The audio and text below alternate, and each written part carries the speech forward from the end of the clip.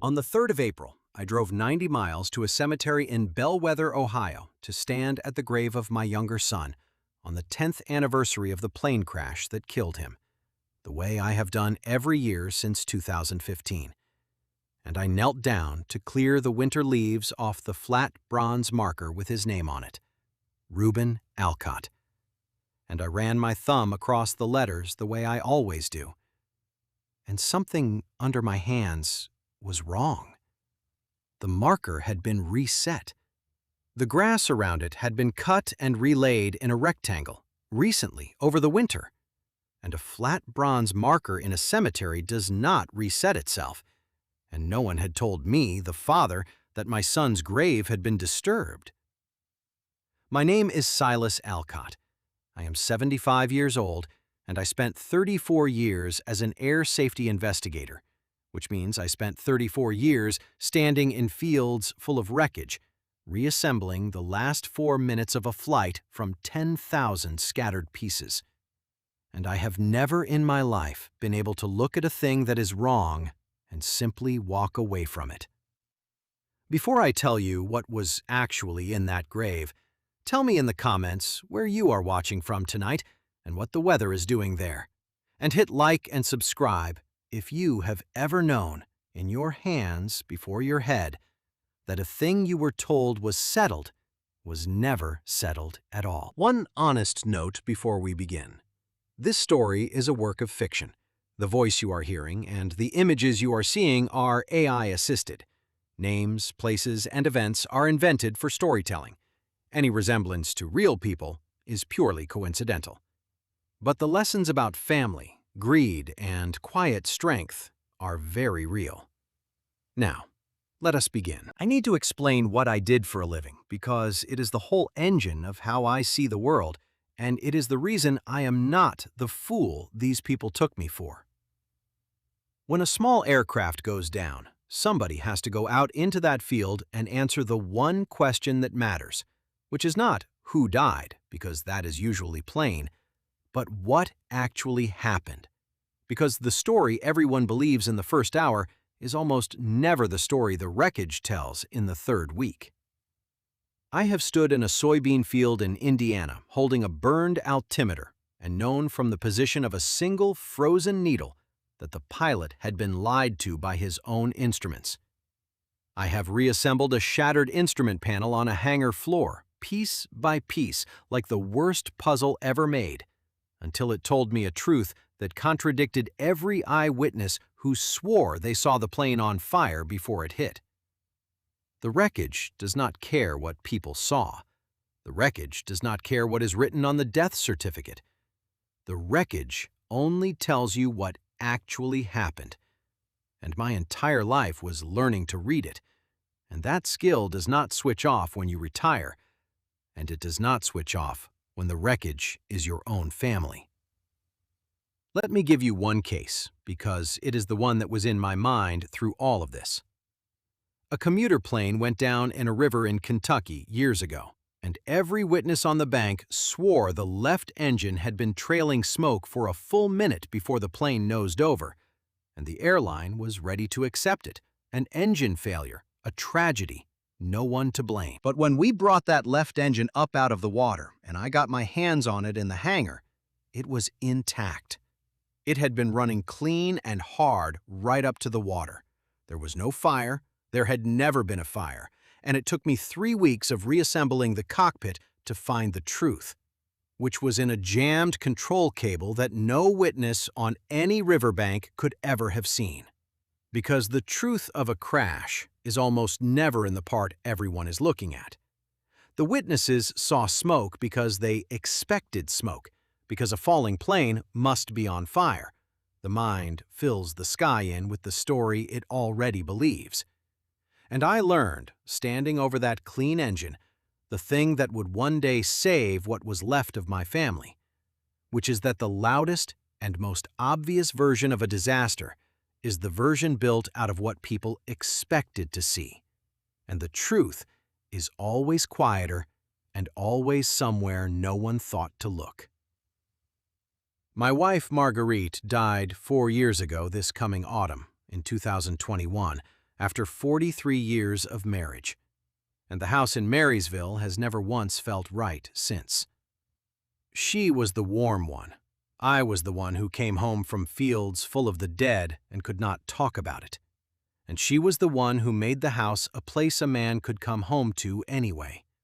And without her, the rooms have gone quiet in a way I have not adjusted to, and am beginning to think I never will. We had 2 sons. The elder is Dane, who is 46 now, and the younger was Reuben, who was 32 when the plane went down in 2015. And the difference between those 2 boys is the whole of this story. So I have to tell you about them plainly, even the part that shames me. Dane was always the difficult one. Sharp, charming, restless, forever in the middle of a deal that was going to make him rich, and forever needing money to bridge the gap until it did, and never quite honest about where the last loan had gone. Reuben was the steady one, the kind one, a civil engineer who designed water systems for small towns and who called his mother every Sunday, and who married a good woman named Priya and was, when the plane went down, 6 weeks from being a father. I have thought a great deal since all of this about the 2 boys they were, because a father goes looking, when a thing like this happens, for the moment it began, for the crack in the casting that was always there and that he should have seen. And the truth I have had to sit with is that there was no single moment.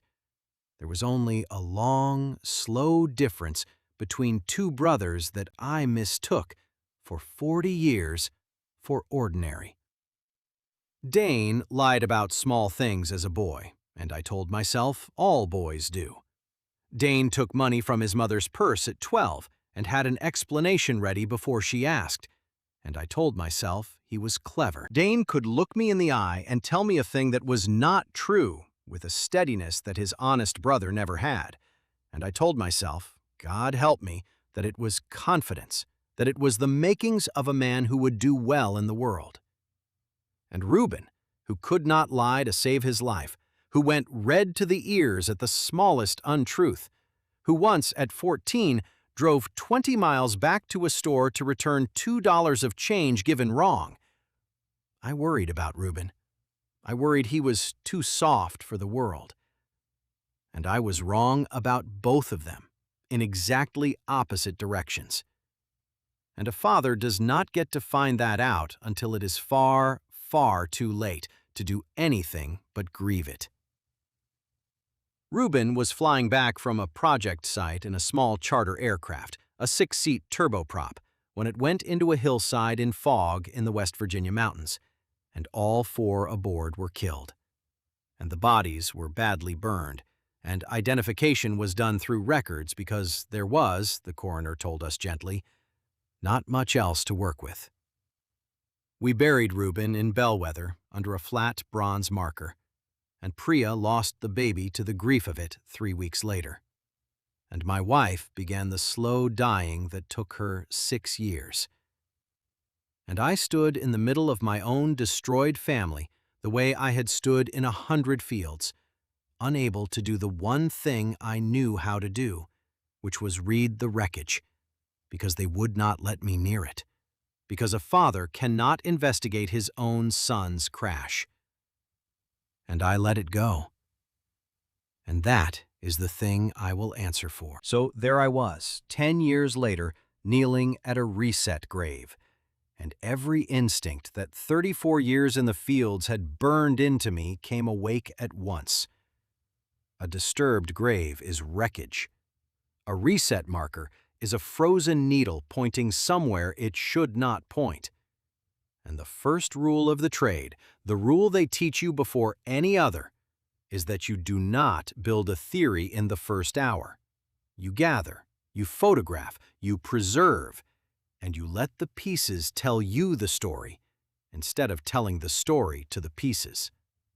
So I did not do the thing a grieving father wants to do, which is find the groundskeeper and demand answers. I took out my phone and I photographed that marker from 6 angles the way I would photograph a debris field, and I noted the fresh sod and the settled soil and the faint tire impression in the grass 40 feet off where a small machine had been. And I got back in my truck, and I drove home to Marysville with a cold weight in my chest that I recognized, because it is the exact weight I used to feel when a crash that everyone had called an accident began, under my hands, to look like something else. I want you to understand what I actually saw at that grave, because it is a small thing, and it is everything. And it is the kind of thing only my trade would have caught.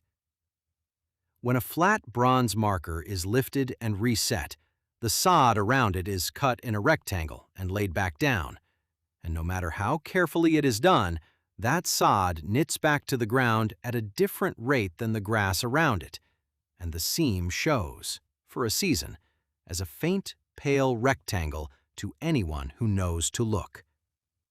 And the soil inside that rectangle settles, over the winter, a half-inch lower than the ground around it, because disturbed earth always settles, and a half-inch is nothing. A half-inch is invisible to a grieving man who comes once a year and looks at the letters and not the ground. But I did not look at the letters. My hands looked at the ground, the way they had looked at 10,000 debris fields, and my hands felt the half-inch before my eyes understood it. And that is the whole of my trade in one sentence, that the hands know before the head, if you have spent 34 years teaching them. A man who had not spent his life in the fields would have cleared the leaves, run his thumb over his son's name, wept a little, and driven home, and never known that the ground beneath his knees was a lie. I knew because knowing was the only thing I ever learned how to do. The first thing I did was the thing my trade taught me, which is to establish the timeline, because a timeline is the spine that every investigation hangs on. I called the cemetery office, not as a grieving father, but as a man asking a routine question, and I learned that in February there had been what the office called a maintenance disinterment and reinterment, authorized by the family to address settling of the vault. Authorized by the family. I am the family. Marguerite is dead. Priya has moved to another state and remarried, and I would not blame her for never wanting to hear the name Bellwether again. The only other person on this earth who could authorize anything in that grave was my elder son Dane.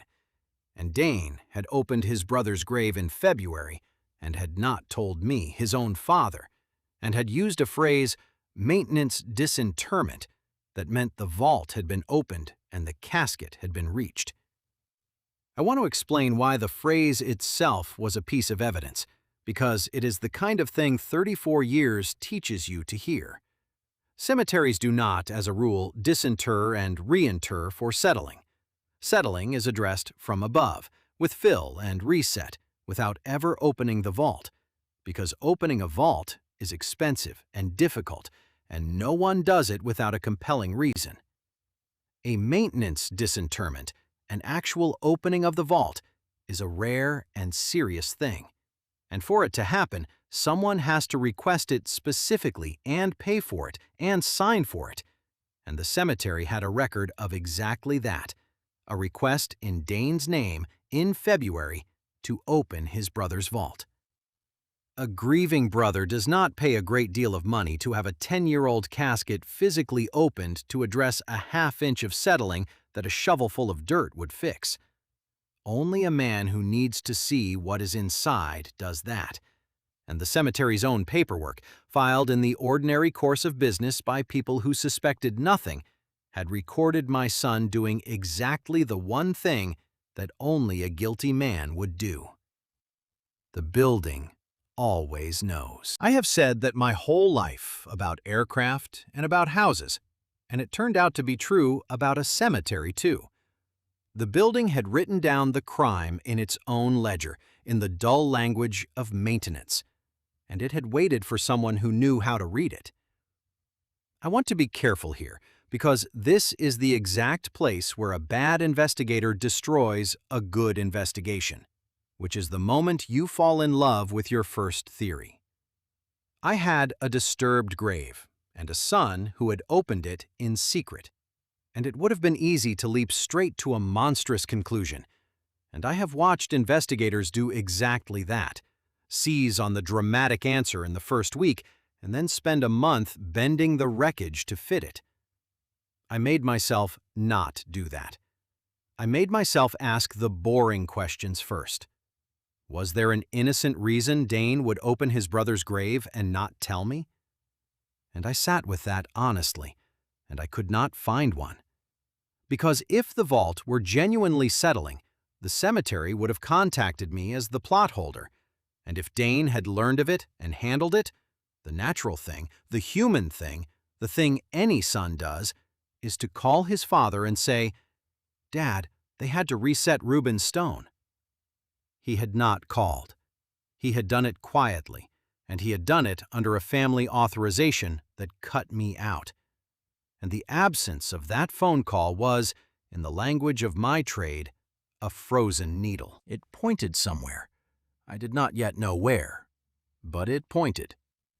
Now, I have to tell you about Dane's situation, because the money is always the ground the whole crash happens over, and it took me some quiet work to understand it. Dane had spent 10 years since his brother's death doing what Dane always did, which was chasing deals.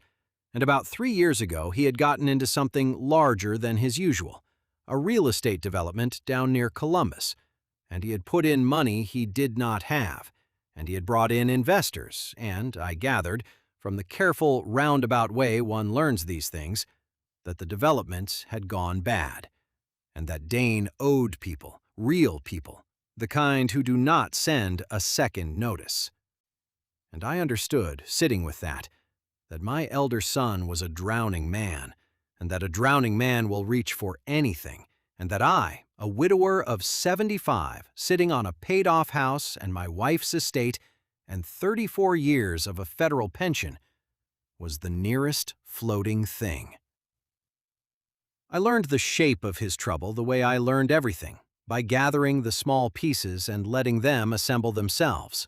And the pieces were these. A son who had, for years, come to family dinners in a new car and a good coat, and spoken loosely about the deal that was about to close, and who had, in the last year, come in a car that was a year older, and a coat I had seen before, and had stopped speaking about the deal at all, which, in a man like Dane, is the loudest signal there is, because a man like Dane speaks about his triumphs and goes silent only over his disasters. A son who had called me twice in 6 months, which was more than he had called me in the 2 years before, and who had, both times, worked the conversation around, with a casualness that was too careful, to the question of my estate, to whether I had thought about what I wanted done with the house, to whether it might not be wise, at my age, to move some things around now to save trouble later. I had taken it, at the time, for a son's clumsy concern. I took it now for a drowning man measuring the buoyancy of the nearest floating thing. And the nearest floating thing was his father. But none of that explained the grave. A drowning son who wants his father's money does not open his dead brother's casket. That is the piece that did not fit. And in my trade, the piece that does not fit is not a nuisance to be explained away. It is the whole case. It is the single fact that the true story must account for and the false story cannot. So I stopped thinking about Dane's debts, which were ordinary, and I made myself think only about the grave, which was not. And I asked the question the way I would ask it in a hangar standing over reassembled wreckage. What is the only reason a man opens a 10-year-old grave? And there are only two: to put something in, or to find out what is in it. And a cold understanding began to come up in me, the way it used to come up over a debris field when the pieces started to agree with each other. And it was this. Dane had not been burying something in his brother's grave. Dane had been checking it. To understand why my son would need to check a grave, I had to go back to the crash itself. And here is where 34 years became the thing that saved my family, instead of the thing that failed it. I had never read the file on Reuben's crash. I had been recused, correctly. A father cannot investigate his son. And I had been too broken to read it afterward. And it had sat for 10 years in the archives of an agency I had given my whole life to. So I called in the only thing I had left to call in, which was a friendship. There is a woman named Halloran who came up under me as a young investigator 25 years ago and who is senior now. And I had trained her, and she owed me nothing and gave me everything.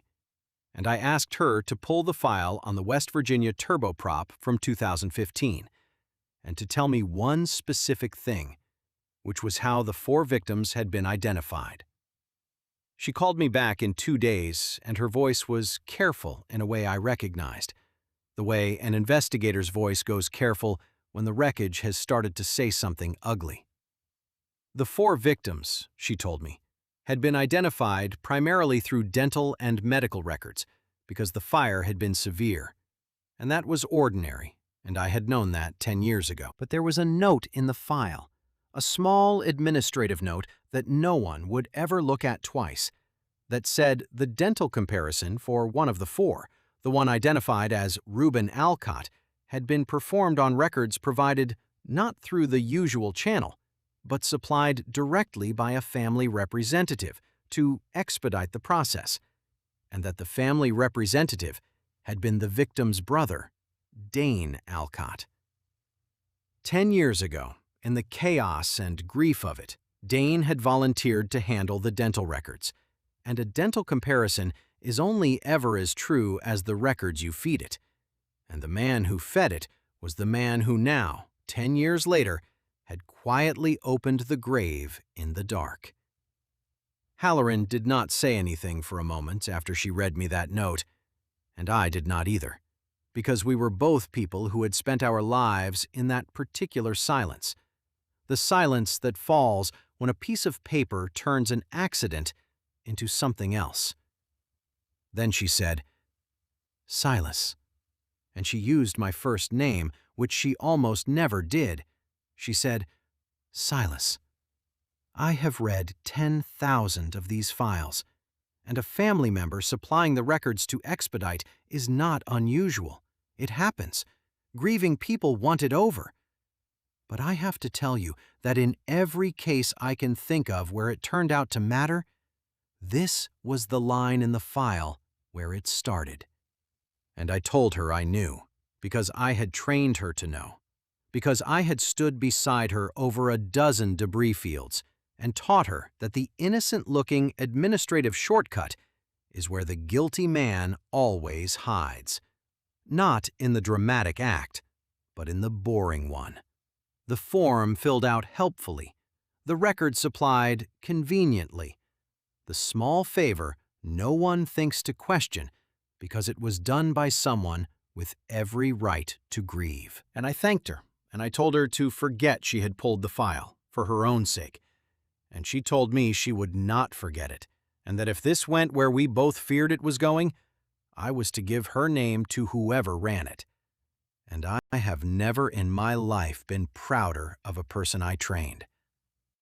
I had to sit down when Halloran told me that, out in my truck in a parking lot, because the shape of it came up whole and terrible all at once, the way the true story of a crash sometimes does, in a single sickening instant where every scattered piece snaps into one picture. What if the man in that grave was not Reuben? What if, 10 years ago, my elder son had used the confusion of a fatal crash to bury the wrong man under his brother's name, feeding false dental records into an identification no one would ever question, because who questions a grieving brother? And what if the reason he had needed to do that, and the reason he had needed to check the grave now, 10 years later, was that Reuben, my steady, kind son who called his mother every Sunday, was not in the ground at all. I sat in that parking lot for the better part of an hour, and I want to describe what that hour was, because it was the worst and the most familiar hour of my life at the same time. It was the hour I had lived through 100 times over other people's dead. The hour when the debris field first assembles into a picture, and the picture is worse than anyone had let themselves imagine. And every good investigator knows that hour, and every good investigator knows that it is exactly the hour in which you are most likely to ruin everything. Because the picture that assembles in that first sickening instant feels like absolute truth, feels like revelation. And it is not. It is a hypothesis. It is the mind doing the thing the riverbank witnesses did, filling the sky with the story it has been primed to see. I had spent 34 years teaching younger investigators to distrust exactly that feeling, the feeling of sudden, total certainty, because it is the feeling that has sent more investigations off a cliff than any other. And now I was having it, about my own family, in a parking lot at 75 years old, and I had to do the hardest thing my whole trade had ever asked of me, which was to distrust my own revelation, to take the terrible, perfect picture that had just assembled and set it down and say, "That is a hypothesis, old man. That is not proof, and you, of all people, know the difference." But I stopped myself, hard, right there, because this was the drama I had warned myself against, the seductive, monstrous theory, and I had built my whole life on the discipline of not believing the wreckage until the wreckage proved it. I did not have a living son. I had a reset grave, a false records note, and a fear. I needed the thing my trade always needed. I needed physical evidence. And there is only one place physical evidence about who is in a grave can come from. That was the hinge of the whole thing, the place where the trade and the family collided. And I want to be honest about how close I came to doing it wrong. Every father instinct in me wanted to drive to Dane's house and put the photographs on his table and demand the truth. But 34 years of standing over wreckage had taught me that you do not confront the one variable that can still move before you have secured the evidence. Because a variable that knows it is being watched will act to protect itself. And if there was a living son out there somewhere, and a debt-drowning brother who had buried a stranger to create him, then confronting Dane would not produce a confession. It would produce a phone call. And whatever was being hidden would move in the night, the way these things always move. I sat with that decision for 3 days, and they were among the hardest days of my life, because a father is not built to treat his son as a debris field. A father is built to go to his son, and everything warm and human in me was screaming to do exactly that, to drive to Columbus and look Dane in the eye and say, "What did you do? Tell me what you did." And I have thought since about how many fathers in my place would have done it, would have followed the warm human instinct straight off the cliff, and would have lost everything. Because the moment Dane knew, the grave would have been made to disappear. The records would have been made to disappear. And I would have been left an old man with a fear and no proof. And Reuben would have lain nameless forever. The trade saved me from my own heart. 34 years of learning to stand over a thing I desperately wanted to understand, and to not touch it until I had secured it.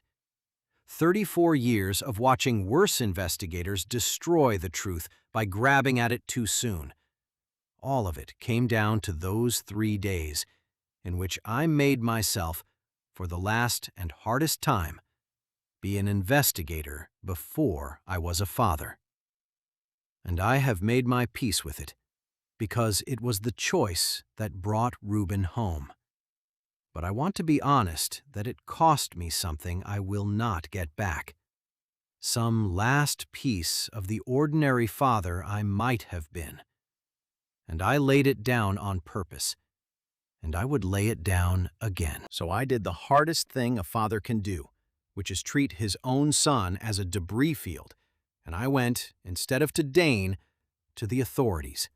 And specifically to the one authority that would not be intimidated by a well-liked local man with a good lawyer, which was a cold case and financial crimes unit at the state level. And I brought them a thing they rarely get, which is a retired federal investigator with a documented anomaly and a clear evidentiary path to the truth. And before I did that, I did one more thing. The thing that made the whole approach possible, which was that I went to see a woman named Dr. Okonkwo, a forensic odontologist who had testified in 3 of my investigations over the years and who had retired to a practice not far from Marysville. And I laid it all out for her, the reset grave and the family authorization and the false records note. And I asked her the question that the whole thing now turned on, which was whether, after 10 years, it was possible to know for certain who was actually in that grave. And she told me yes, that if I could get the grave lawfully opened, dental structures survive, and that a comparison against Reuben's genuine records, the ones his actual dentist still had, records that had never passed through Dane's hands, would settle it beyond any doubt. And then she told me the harder thing, which was that I could not do this quietly, that a lawful exhumation required a court order or law enforcement, and that the moment I filed for one, my son Dane would be notified, because he was the one who held the authorization on the plot, and he would know that his father had begun to read the wreckage. And that is what sent me to the state instead of to a local judge, because I needed people who could move faster and quieter than Dane could react, and the trade had taught me exactly who those people were. The investigator they assigned was named Delacroix, and she was perhaps 50, and she had the quality I have only ever found in the very best people in my trade, which is that she did not get excited and she did not get bored. She simply followed the wreckage. She listened to the whole thing without interrupting, and at the end she asked me one question, which told me she was the right person. She asked, "Mr. Alcott, if your younger son is alive, why would he agree to this?" And it was the correct question, the deepest question, the one I had been avoiding, because a scheme to bury a stranger and fake a death requires the faked man's cooperation.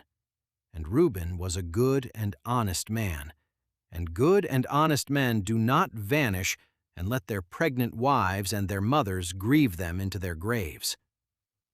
And I told Delacroix the truth, which was that I did not know, that it was the one piece I could not make fit, and that in my experience the piece you cannot make fit is either the thing that destroys your theory or the thing that, once you understand it, reveals that the real story is far worse than the one you feared. I want to tell you what it was like to work beside Delacroix for those weeks, because it was the strangest gift of my old age. For 34 years, I had been the one who followed the wreckage, and now I was the family, the grieving party, the man who was supposed to sit at home and wait for the phone to ring. And it nearly killed me, because I knew how to do the thing she was doing, and I could not do it. I could only hand her the pieces and wait. But Delacroix did a thing that few investigators would have done, which is that she let me stay close. She let me be not the father, but a colleague, because she recognized what I was. And once a week, she would sit with me and lay out what she had found and let me read it the way I had read 1,000 debris fields. And between the two of us, her legwork and my eye, the thing came together faster than either of us could have managed alone. She would bring me a bank record, and I would see, in the pattern of the withdrawals, the same thing I used to see in the pattern of a debris field, the signature of intention hiding inside apparent randomness, because a man stealing carefully leaves a rhythm, and a rhythm is a kind of frozen needle, too. It was worse. Delacroix worked it for 6 weeks, quietly, from the edges, the way I would have, and what she assembled, thread by thread, was a thing I could not have imagined in that parking lot. Reuben had not agreed to anything. Reuben had died in that crash. He was, genuinely, gone. And I grieved him a second time when Delacroix told me, a clean grief this time, the real thing, because for 6 weeks, a small, treacherous hope had lived in me that my kind son was alive somewhere. And I had to bury that, too. I want to be honest about that hope, because it is the cruelest part of the whole story, and I have not been able to put it down. For 6 weeks, between the moment I understood the grave was a lie and the moment Delacroix proved what the lie actually was, a small voice in me had said, "He is alive. Reuben is alive. Your kind son is out there somewhere, and you are going to find him and bring him home." And I knew, as an investigator, that the voice was almost certainly wrong, that the evidence pointed the other way, that good, honest men do not fake their deaths and abandon their pregnant wives, and that the far likelier truth was some other horror. But knowing a hope is false does not kill it, and for 6 weeks I let myself, in the private hours of the night, imagine the phone call, imagine a knock at the door, imagine my son standing on the porch 10 years older. And when Delacroix finally sat me down and told me the truth, that Reuben had died in the crash after all, that he had been real and true and gone the whole time, I had to grieve not only my son, but the 6 weeks of hope, which is its own death, the death of a thing you knew was probably never alive, and let yourself love anyway. And I have thought since that this, too, was part of what Dane's cruelty cost, that his lie did not only steal 10 years of my grief, it manufactured, at the end, 6 weeks of false hope for the express purpose of being destroyed. And there is no accounting for a thing like that, no sentence a court can hand down that touches it. But the man in the grave was not Reuben. That part was true. The man in the grave was one of the other crash victims, a passenger named Corwin Vale. And here is where the whole monstrous machine finally showed its shape. Corwin Vale had been a man with no family, traveling under a name that was itself false, a man who was, it turned out, carrying a great deal of someone else's money. And Dane had known him, because Dane's bad development 3 years ago had been financed in part by the very people Corwin Vale had been moving money for. The crash 10 years ago had been a genuine accident, but in the chaos of it, my son Dane, who was there to identify his brother, had recognized the other victim, Corwin Vale, and had understood something in an instant that only a certain kind of mind understands, which is that a dead man with a false identity, burned beyond recognition, was worth more than money. Dane had swapped the dental records. He had buried Corwin Vale under Reuben's name, and he had let Reuben be recorded as one of the other unidentified victims in a separate arrangement. And the reason he had done it, the reason underneath everything, was that Corwin Vale had not officially died, which meant the money Corwin Vale had been carrying and the accounts Corwin Vale controlled did not trigger the alarms that a confirmed death triggers. And Dane, over 10 years, had quietly bled those accounts, a patient, careful theft that depended entirely on one man staying officially alive and one grave holding a secret. And now, 3 years into a bad debt to dangerous people, the people who had originally owned that money had begun to ask where Corwin Vale actually was, and Dane had needed to check, in the dark, in February, that the grave still held its lie.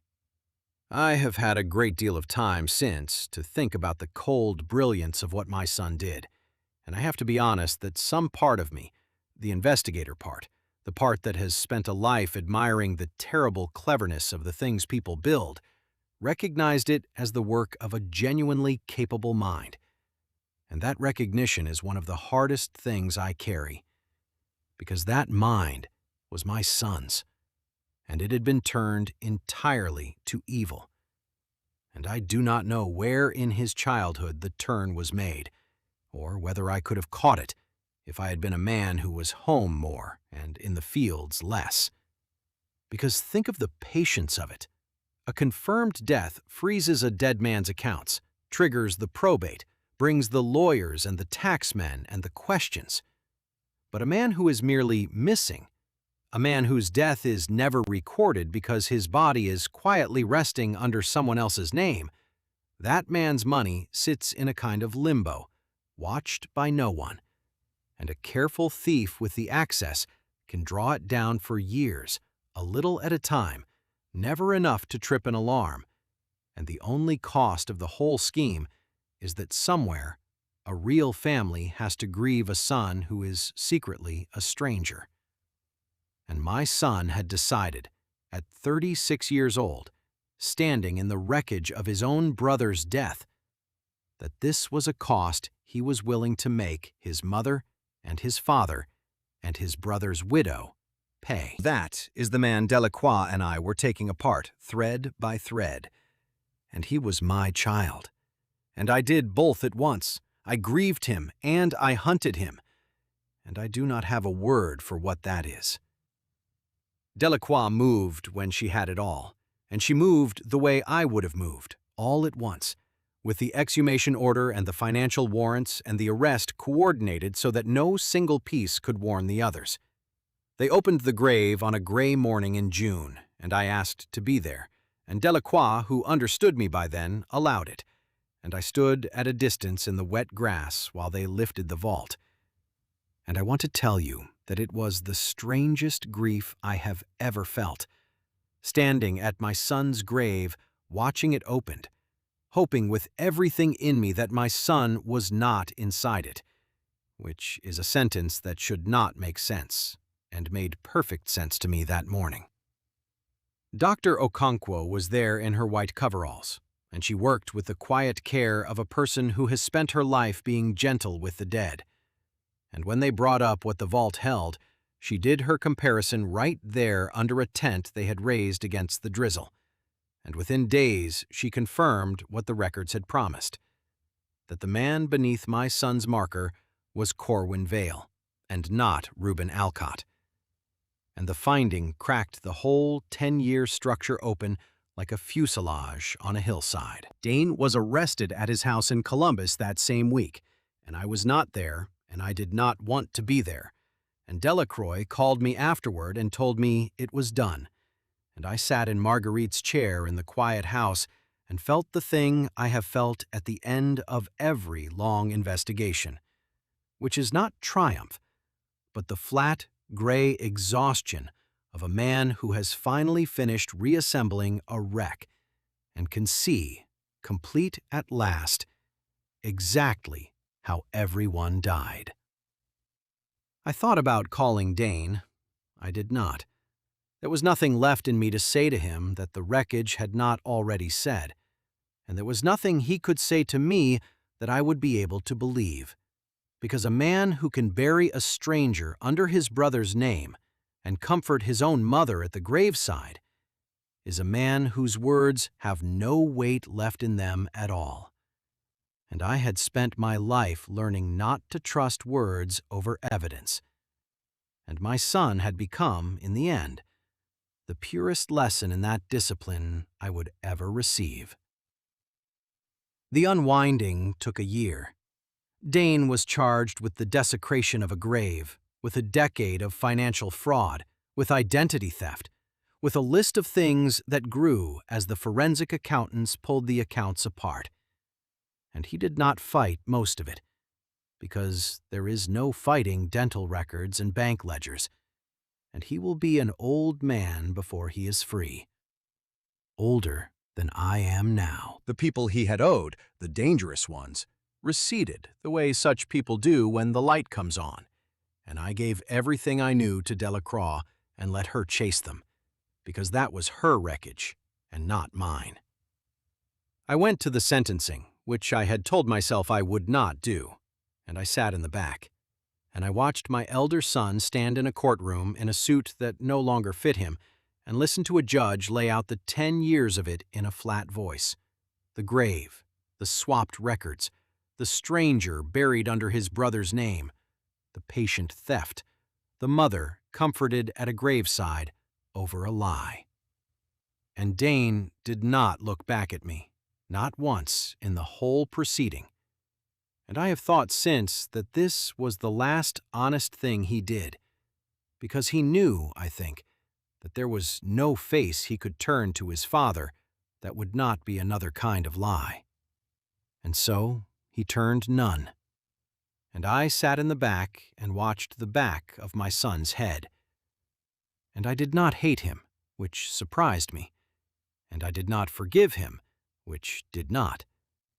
And mostly, I felt the thing I have felt at the end of every crash investigation, which is the terrible quiet that comes when the last piece is in place, and there is nothing left to do but understand.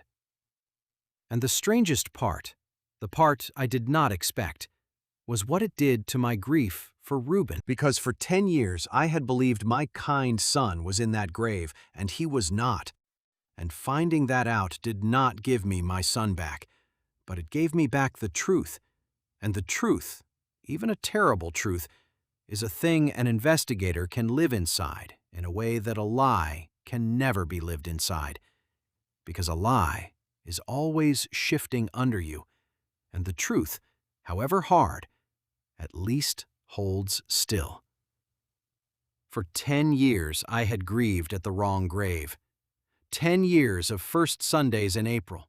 10 years of clearing leaves off a stranger's marker and running my thumb across my son's name over a man my son's brother had murdered his memory to hide.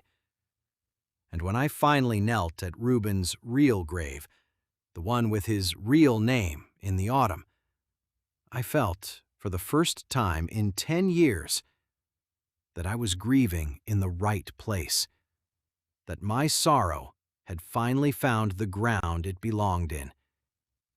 And there is a peace in that, a hard, clean peace that a comfortable lie could never have given me. And it is the whole of what my trade ever taught me, that the truth is better than comfort, always, even when the truth is the worst thing you have ever learned. We found Reuben. That is the thing I have to tell you, because I cannot end without it. When Dane swapped the records 10 years ago, Reuben's actual remains had been recorded as one of the other unidentified victims, and had been, in the way these things are handled, interred in a group plot for the unclaimed in a county cemetery in West Virginia, under no name at all. My steady, kind son, who called his mother every Sunday, had lain for 10 years in an unmarked grave for the nameless, while a stranger rested under his stone, and his brother spent the estate that stone was meant to honor. It took Delacroix and a great deal of paperwork and the same forensic care to find him, because a group plot for the unclaimed is not a thing that gives up its dead easily. There are no markers. There are only records. And the records were 10 years old and had been handled at the start by a system that does not expect anyone to ever come looking.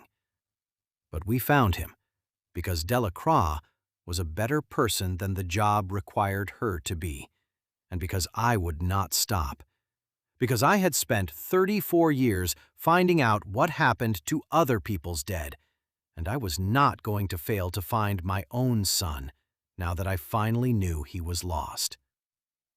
And in the autumn, 4 years to the season after Marguerite died, I brought Reuben home to Bellwether, to the plot beside his mother, and I put a marker on him with his own name, his real name, and the dates that were truly his. And I stood there, alone in the cold, and told him I was sorry it had taken his father 10 years to read the wreckage, and that I would not have been 10 years if they had only let me near it, and that I hoped, wherever the kind go, he knew that in the end, his father had come. I go to Bellwether on the 3rd of April still, the way I always have, but it is a different thing now. For 10 years, the 3rd of April was a day I spent kneeling at a stranger's marker, grieving into the wrong ground. And I did not know it. And there is a particular horror in that which I did not fully feel until it was over. The horror of a decade of real tears shed over a lie. Now, when I go, I kneel at Reuben's true grave beside his mother, and I clear the leaves off a marker that has his own name on it, and I run my thumb across the letters, and the letters are true, and the ground is right, and the man beneath it is my son. It is not happiness. There is no happiness at the bottom of a story like this one. But there is a rightness, a thing settled at last into its proper place. And after 34 years of standing in fields full of the wrongly understood dead, I have come to believe that rightness is the most a man can ask for, and that it is worth more than comfort, and that it is worth, even, the terrible price it cost to get here. I moved Corwinvale, too. That is a thing I did not have to do, and I did anyway, because a man who has spent his life among the anonymous dead cannot leave even a stranger, even a man who moved dirty money for dangerous people, resting under a lie forever. Delacroix helped me establish who he truly was, and there was, in the end, a sister, somewhere in the West, who had wondered for 10 years what had become of a brother who had drifted into bad company and disappeared. And I made sure she was told. And I made sure Corwinvale went home to whatever home would have him, under his own name at last. Because the whole horror of this thing was names put on the wrong dead. And I could not undo what my son had done to my family without also undoing what he had done to that stranger, or it would not have been justice. It would only have been my family's justice. And I have spent too long among the anonymous dead to believe that some griefs matter and others do not. This is a work of fiction, and the voice you have been listening to is not a living man. But the lesson under it is as real as cold metal and scorched earth.